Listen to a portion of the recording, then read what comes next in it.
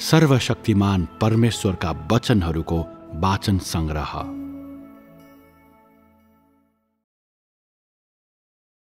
काम र प्रवेश 8।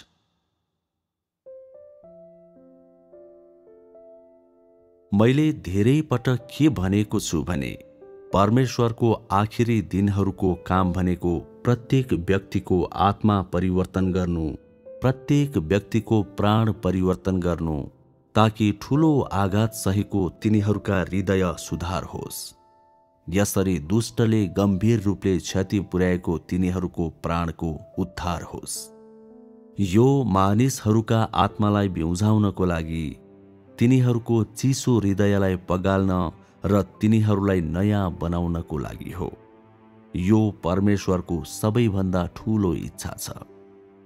मानिसको जीवन र अनुभवहरू कति उच्च वा गहन छ भन्ने कुरा पन्छ्याउ जब मानिसहरूका हृदय जागृत हुन्छ र तिनीहरूलाई जब तिनीहरूका सपनाबाट बिउझाइन्छ र ठूलो रातो अजिङ्गरले गरेको ठूलो हानिको बारेमा तिनीहरूलाई राम्ररी थाहा हुन्छ, तब परमेश्वरको सेवकाईको काम पूरा भइसकेको हुनेछ।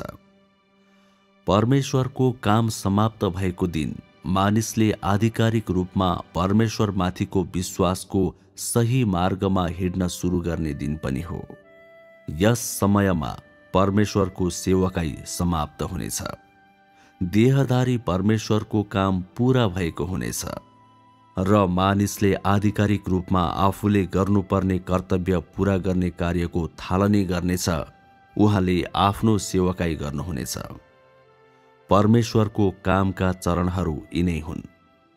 यसैले तिमीहरूले यी कुराहरू जान्ने जगमा प्रवेश गर्न आफ्नो बाटो छामछुम गर्नुपर्दछ।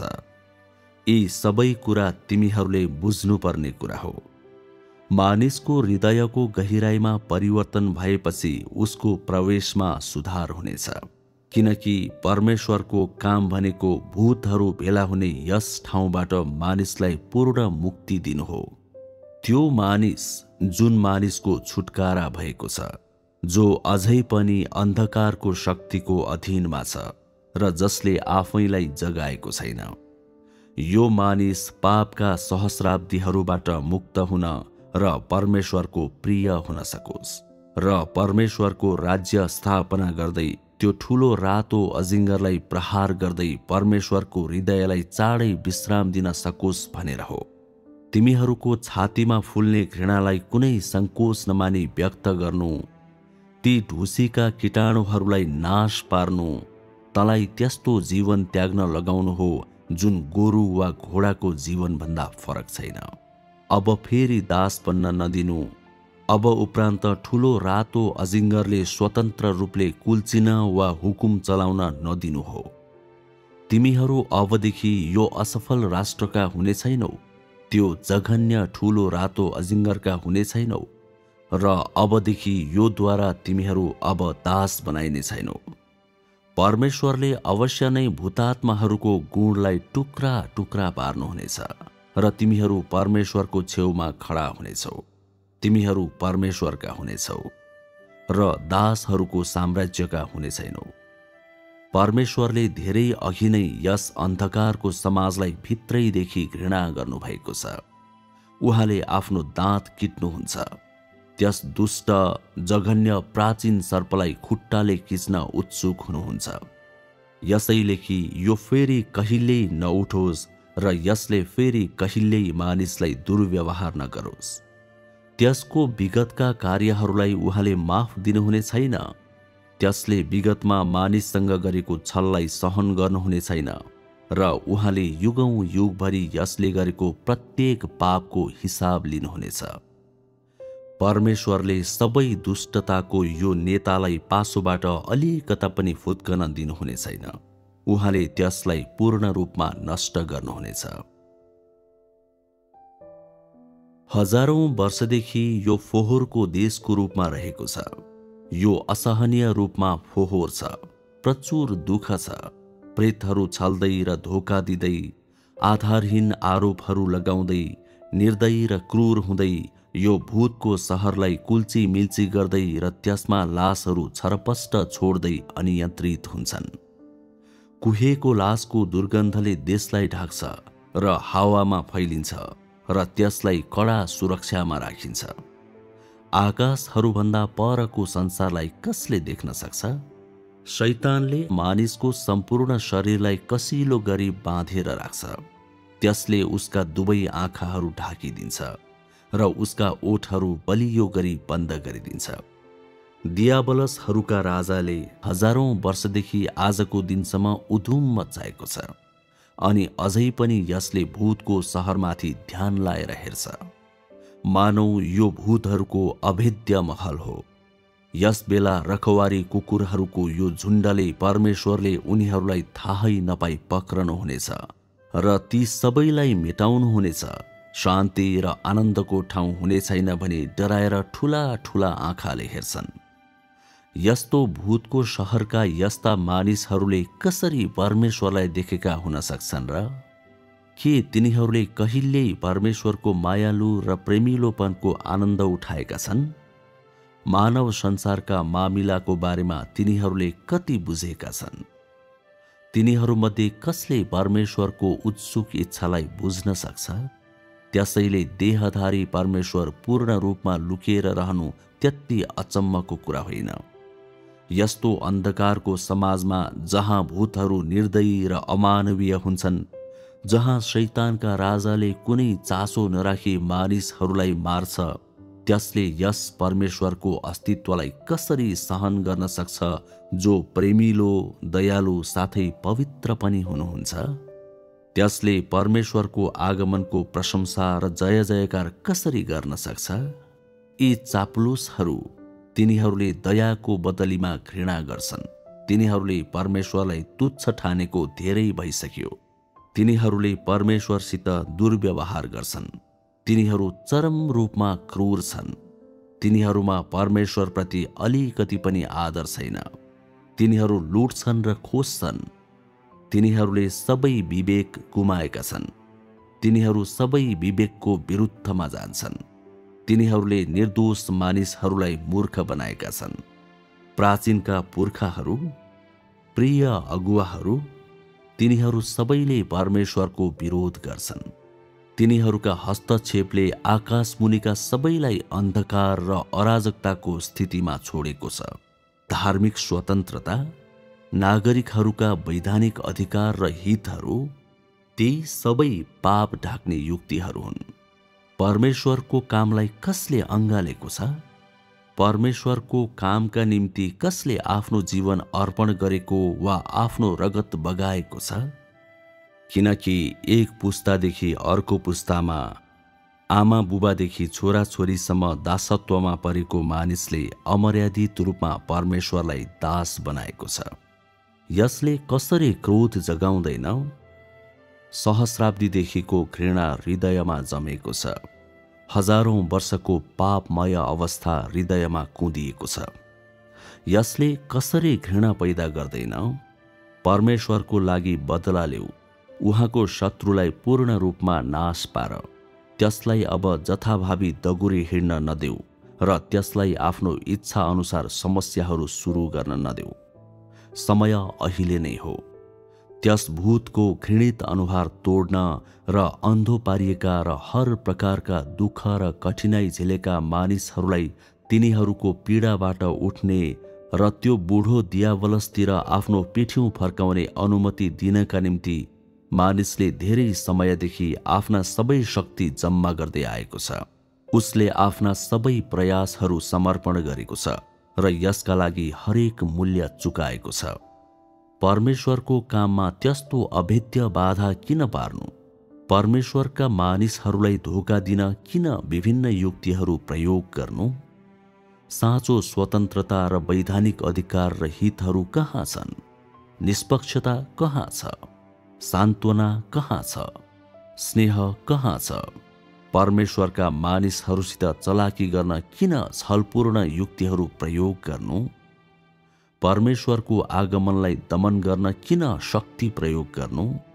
उहाँले सृष्टि गर्नुभएको पृथ्वीमा परमेश्वरलाई स्वतन्त्र रूपमा घुम्ने अनुमति किन नदिनु? परमेश्वरले उहाँको शिर टेकाउने ठाउँ कहीँ नपाउने गरी किन उहाँको खेदो गर्नु? मानिसहरूमाझ स्नेह कहाँ छ? मानिसहरूमाझ स्वागत कहाँ छ? परमेश्वरको त्यति धेरै चाहना किन पैदा गर्नु? परमेश्वरलाई किन घरिघरि बोलाउन लगाउनु? परमेश्वरलाई किन उहाँका प्रिय पुत्रका निम्ति चिन्तित हुन कर लाउनु? यस अँध्यारो समाजमा त्यसका दुखी रक्षक कुकुरहरूले किन परमेश्वरलाई उहाँले सृष्टि गर्नुभएको संसारमा स्वतन्त्र रूपमा आउन र जान दिँदैनन्? पीडा र कष्टको बीचमा जिउने मानिसले किन बुझ्दैन? तिमीहरूका खातिर परमेश्वरले ठूलो यातना सहनु भएको छ। उहाँले ठूलो पीडा सहेर आफ्ना प्रिय पुत्र उहाँको मासु र रगत तिमीहरूलाई दिनुभएको छ। र पनि तिमीहरू किन अझै पनि आँखा चिम्लिरहन्छौ? सबैले पूर्ण रूपमा देख्ने गरी तिमीहरू परमेश्वरको आगमनलाई अस्वीकार गर्दछौ र परमेश्वरको मित्रतालाई अस्वीकार गर्छौ। तिमीहरू किन यति धेरै अविवेकी छौ? के तिमीहरू यस्तो प्रकारको अँध्यारो समाजमा अन्यायहरू सहन इच्छुक छौ? तिमीहरूका पेटहरू हजारौं वर्षको शत्रुताले भर्नुको साटो किन तिमीहरू आफैलाई शैतानहरूका राजाको दिशाले भर्दैनौ? परमेश्वरको काममा आउने बाधाहरू कति ठूला छन्, के कहिल्यै कसैलाई थाहा भएको छ? गहिरो अन्धविश्वासका रङ्गहरूको पिञ्जरामा परेका मानिसहरूका हुनाले कसले परमेश्वरको वास्तविक अनुहार जान्न सक्छ? यस्तो खोक्रो र हास्यास्पद पछौटे सांस्कृतिक ज्ञानद्वारा तिनीहरूले कसरी परमेश्वरले बोल्नुभएका वचनहरूलाई पूर्ण रूपमा बुझ्न सक्थे? यहाँसम्म कि तिनीहरूलाई आमने सामने बताइँदा र मुखदेखि मुखमा खुवाउँदा समेत तिनीहरूले कसरी बुझ्न सक्दछन्? कहिलेकाहीँ यस्तो हुन्छ मानव परमेश्वरका वचनहरू बहिरा कानहरूमा परेको छ। मानिसहरूले अलिकति पनि प्रतिक्रिया दिँदैनन्। तिनीहरू आफ्नो टाउको हल्लाउँछन् र केही पनि बुझ्दैनन्। यो कसरी चिन्ताको विषय हुन सक्दैन? यो टाढाको प्राचीन सांस्कृतिक इतिहास र सांस्कृतिक ज्ञानले यस्ता बेकममा मानिसहरूको समूहलाई पोषण दिएको छ। यो प्राचीन संस्कृति अनमोल सम्पदा फोहोरको थुप्रो हो। यो धेरै पहिले नै अनन्त शर्म बन्यो र यो कुरा उल्लेख गर्न पनि लायकको छैन। यसले मानिसहरूलाई परमेश्वरको विरोध गर्ने चाल र तरिकाहरू सिकाएको छ र राष्ट्रिय शिक्षाको व्यवस्थित कोमल मार्गदर्शनले मानिसहरूलाई परमेश्वरप्रति अझ बढी अनाज्ञाकारी बनाएको छ। परमेश्वरको कामको प्रत्येक भाग अत्यन्त कठिन छ र पृथ्वीको उहाँको कामको हरेक चरणले परमेश्वरलाई तनाव दिइरहेको छ। पृथ्वीको उहाँको काम कति कठिन छ। पृथ्वीको परमेश्वरको कार्यका चरणहरूमा ठूलो कठिनाई समावेश छ, किनकि मानिसको कमजोरी, कमीहरू, बालकपन, अज्ञानता र मानिसका सबै कुराहरूका निम्ति परमेश्वरले सावधानीपूर्वक योजनाहरू बनाउनुहुन्छ र विचारशील बनेर ध्यान दिनुहुन्छ। मानिस कागजको बाघ जस्तो हो, जसलाई कसैले प्रलोभन देखाउने वा उक्साउने आँट गर्दैन। अलिकति छुँदा मात्र उसले पछाडि फर्केर टोक्छ वा अन्यथा ढल्छ र आफ्नो बाटो गुमाउँछ। र यो मानव थोरै एकाग्रता हराएको जस्तो हो। ऊ फेरि फर्कन्छ वा अन्यथा परमेश्वरलाई बेवास्ता गर्छ वा आफ्ना आमाबुवाका सुँगुरहरू र कुकुरहरू कहाँ जान्छन् र तिनीहरूका शरीरका अशुद्ध कुराहरूमा लिप्त हुन्छन्। हो, कस्तो ठूलो बाधा!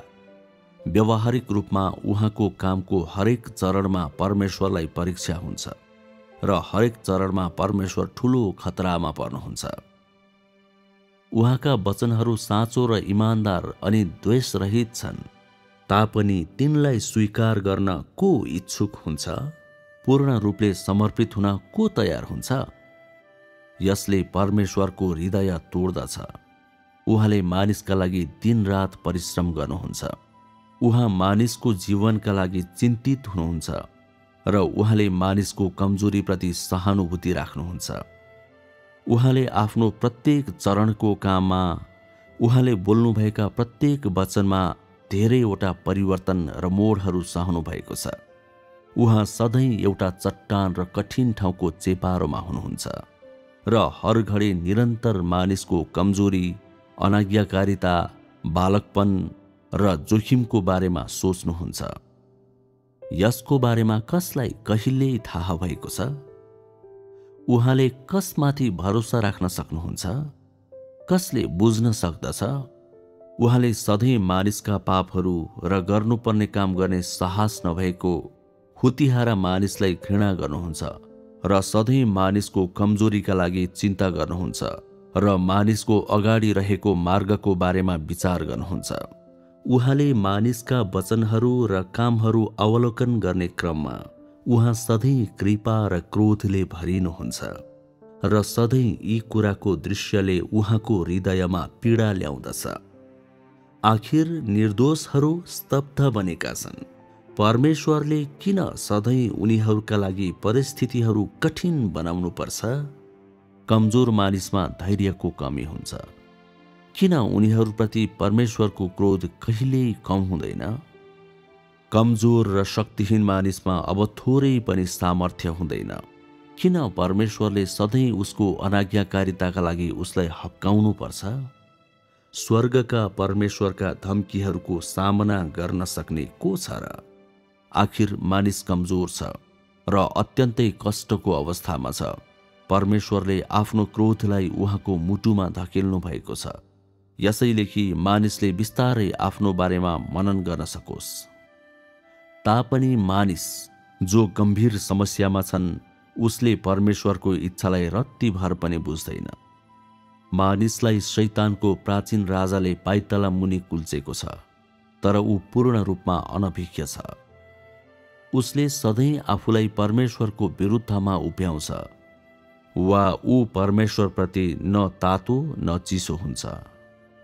परमेश्वरले यति धेरै वचनहरू बोल्नु भएको छ, तापनि कसले ती कुराहरूलाई गम्भीरतापूर्वक लिएको छ र? मानिसले परमेश्वरका वचनहरू बुझ्दैन, तापनि ऊ अटल र तृष्णारहित रहन्छ र प्राचीन शैतानको सारलाई वास्तवमा कहिल्यै जानेको छैन। मानिसहरू पातालमा, नरकमा बस्छन्, तर तिनीहरू समुद्र तलको दरबारमा बस्छन् भन्ने तिनीहरू विश्वास गर्छन्। तिनीहरूलाई ठूलो रातो अजिङ्गरले सताउँछ, तापनि तिनीहरूले त्यस देशबाट कृपा पाएका छन् भन्ने ठान्छन्। शैतानले तिनीहरूको उपहास गर्छ, तापनि उनीहरूले देहको उत्कृष्ट कलाको आनन्द लिन्छन् भन्ने ठान्छन्। तिनीहरू कस्तो फोहोर तुच्छ नीचहरू हुन्। मानिसले दुर्भाग्यको सामना गरेको छ, तर उसलाई यो थाहा छैन र यो अन्धकार समाजमा उसले एकपछि अर्को दुर्भाग्य भोग्छ, तर ऊ यस विषयमा कहिल्यै सचेत छैन। उसले कहिले आफूलाई बिचरा ठान्ने सोचाइ र दासको जस्तो स्वभावबाट छुटाउनेछ? ऊ किन परमेश्वरको हृदयको बारेमा यति बेपरवाह छ? के उसले चुपचाप यस उत्पीडन र कठिनाइको सहन गर्दछ? के उसले त्यो दिनको लागि आशा गर्दैन जब उसले अन्धकारलाई उज्यालोमा बदल्न सक्छ? के उसले धार्मिकता र सत्यताप्रति भएको अन्यायलाई फेरि समाधान गर्न चाहदैन? के ऊ मानिसहरूले सत्य त्यागेर र तथ्यहरू बङ्ग्याएको हेरेर केही नगरी बस्न तयार छ? के ऊ यो दुर्व्यवहार सही रहनु पर्दा खुसी छ? के ऊ दास हुन राजी छ? के ऊ यस असफल राज्यका दासहरूको साथमा परमेश्वरको हातमा नाश हुन तयार छ? तेरो संकल्प कहाँ छ? तेरो महत्वाकांक्षा कहाँ छ? तेरो मर्यादा कहाँ छ? तेरो सत्यनिष्ठा कहाँ छ? तेरो स्वतन्त्रता कहाँ छ? के त्यो ठूलो रातो अजिङ्गर दियाबलसहरूका राजाका लागि तँ तेरो सम्पूर्ण जीवन अर्पण गर्न इच्छुक छस्? के त्यसले तँलाई मृत्युसम्मै यातना दिन तँ त्यसलाई खुसी साथ अनुमति दिन्छस्? गहिराईको अनुहार अस्तव्यस्त र अँध्यारो छ, जबकि यस्तो पीडा भोग्ने आम जनताले स्वर्गसँग पुकारा गर्छ र पृथ्वीसँग गुनासो गर्छ। मानिसले कहिले आफ्नो शिर ठाडो गर्न सक्नेछ? मानिस दुब्लो र पातलो छ, ऊ यो क्रूर र निरङ्कुश शैतानसँग कसरी लड्न सक्छ? किन उसले सकेसम्म चाँडो परमेश्वरलाई आफ्नो जीवन दिन सक्दैन? ऊ किन अझै पनि डगमगाउँछ? उसले परमेश्वरको काम कहिले समाप्त गर्न सक्छ? त्यसरी उद्देश्यहीन रूपमा धम्काइए पनि र थिचोमिचो गरिए पनि उसको सम्पूर्ण जीवन अन्ततः व्यर्थमा व्यतीत हुनेछ। ऊ पुग्न किन हतार गर्छ र प्रस्थान गर्न किन त्यति हतार गर्छ? किन उसले परमेश्वरलाई दिन मूल्यवान थोकहरू राख्दैन? के उसले घृणाको सहस्राब्दीलाई बिर्सेको छ? हुन सक्छ धेरै मानिसहरूले परमेश्वरका केही वचनहरूलाई घृणा गर्छन्, वा हुन सक्छ उनीहरू न त तिनलाई घृणा गर्छन् वा न कुनै चासो दिन्छन्। चाहे जेसुकै होस्, तथ्यहरू अनुचित तर्क हुन सक्दैन। कसैले पनि तथ्यहरू उल्लङ्घन गर्ने वचनहरू बोल्न सक्दैन। परमेश्वर यसपटक यस्तो काम गर्न, उहाँले अझै पूरा गर्नु बाँकी रहेको काम समाप्त गर्न, यस युगलाई समाप्तितिर पुर्याउन, यस युगको न्याय गर्न, दुःखको समुद्रबाट पापीहरूलाई बचाउन र तिनीहरूलाई पूर्ण रूपले परिवर्तन गर्न देह बन्नुभयो। यहुदीहरूले परमेश्वरलाई क्रुसमा टाँगे। यसरी यहुदियामा परमेश्वरको यात्रा समाप्त भयो। धेरै समय नबित्दै परमेश्वर एकपटक फेरि मानिसको बीचमा आउनुभयो। चुपचाप ठूलो रातो अजिङ्गरको देशमा आउनुभयो। वास्तवमा यहुदी राज्यको धार्मिक समुदायले लामो समयदेखि नै उनीहरूको पर्खालमा येशूको तस्बिर झुन्ड्याइएको थियो र तिनीहरूको मुखबाट मानिसहरूले प्रभु येशू ख्रीष्ट भनी चिच्याउँथे। बाँकी रहेको आफ्नो कामको दोस्रो चरण पूरा गर्न मानिसको बीचमा फर्कने पिताको आज्ञालाई येशूले स्वीकार गर्नुभएको धेरै भइसक्यो भन्ने कुरा तिनीहरूलाई थाहै थिएन। फलस्वरूप मानिसहरू उहाँलाई देखेर छक्क परे। उहाँ त्यस्तो संसारमा जन्मनु भएको थियो जहाँ धेरै युगहरू बितिसकेका थिए र उहाँ मानिसको बीचमा एकदमै साधारण स्वरूप लिएर देखा पर्नुभयो। वास्तवमा युगहरू बितिसकेपछि उहाँको वस्त्र र सम्पूर्ण रूप परिवर्तन भएका थिए, मानौ उहाँको पुनर्जन्म भएको थियो। उहाँ क्रुसबाट ओर्लेर फेरि जीवित भई उठ्नुभएका उनै प्रभु येशू ख्रीष्ट हुनुहुन्छ भनी मानिसहरूले कसरी जान्न सक्थे? जसरी येशूमा यहोवाको कुनै स्वरूप थिएन, त्यसरी नै उहाँमा पनि चोटपटकको कुनै छाप छैन। आजका येशूले विगतको समयको शैलीलाई त्याग्नु भएको धेरै भइसक्यो। मानिसहरूले उहाँलाई कसरी चिन्न सक्थे? थोमा जस्ता मानिसहरूले सधैँ उहाँ पुनरुत्थान हुनुभएको येशू हुनुहुन्छ भन्ने कुरामा शङ्का गर्छन् र आफ्नो मनमा ढुक्क हुनका निम्ति सधैँ येशूका हातमा किलाका दागहरू हेर्न चाहन्छन्। ती नदेखेसम्म ऊ सधैँ शङ्काको बादलमा उभिन्छ र आफ्नो खुट्टा ठोस जमिनमा राख्न र येशूलाई पछ्याउन असमर्थ हुन्छ। बिचरा थोमा येशू परमेश्वर पिताले अराउनु भएको काम गर्न आउनुभएको हो भनी कसरी उसले जान्न सक्छ? येशूले क्रुसीकरण दाग किन बोक्नु आवश्यक छ र? के क्रुसका दागहरू येशूको चिह्न हुन्? उहाँ आफ्ना पिताको इच्छाको काम गर्न आउनुभएको हो। किन उहाँ हजारौं वर्ष पहिलेको यहुदी जस्तो लुगा लगाएर र सजिएर आउनु पर्छ र? के परमेश्वरले देहमा लिनुहुने स्वरूपले उहाँको कामलाई बाधा दिन सक्छ? यो कसको सिद्धान्त हो? परमेश्वरले काम गर्नुहुँदा किन त्यो मानिस कल्पना अनुसार हुनुपर्छ? परमेश्वरले उहाँको काममा यसले प्रभाव पारोस् भन्ने कुरामा मात्र ध्यान दिनुहुन्छ। उहाँले व्यवस्था पालन गर्नुहुन्न र उहाँको काममा कुनै नियम छैन। मानिसले यसलाई कसरी बुझ्न सक्छ र? मानिस आफ्नै धारणा र कल्पनाहरूमा भर परेर परमेश्वरको काममा कसरी पूर्ण रूपमा प्रवेश गर्न सक्दछ? यसैले तिमीहरू राम्ररी शान्त हुनु नै राम्रो हुन्छ। तुच्छ कुराहरूको चिन्ता नगर र तँलाई नयाँ लाग्ने कुराहरूलाई ठूलो नबना। यसले तँलाई आफैलाई गिल्लाको पात्र बनाउनबाट र मानिसहरू तँलाई हेरेर हाँस्नबाट रोक्नेछ। तैँले यतिका वर्षसम्म परमेश्वरमा विश्वास गरेको छस्, अझै पनि तैँले परमेश्वरलाई चिन्दैनस्। अन्त्यमा तँ सजायमा डुब्छस्। तँ जो शीर्ष वर्गमा राखिएको छस्, तँलाई सजाय पाएकाहरूको श्रेणीमा सारिएको छ।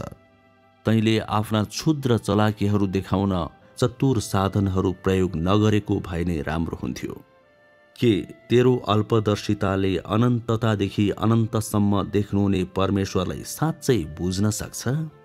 के तेरा सतही अनुभवहरूले तँलाई पूर्ण रूपमा परमेश्वरको इच्छा जान्ने तुल्याउँछ? अहङ्कारी नबन। आखिर परमेश्वर संसारको हुनुहुन्न, त्यसैले उहाँको काम तैँले आशा गरेको जस्तो कसरी हुन सक्छ?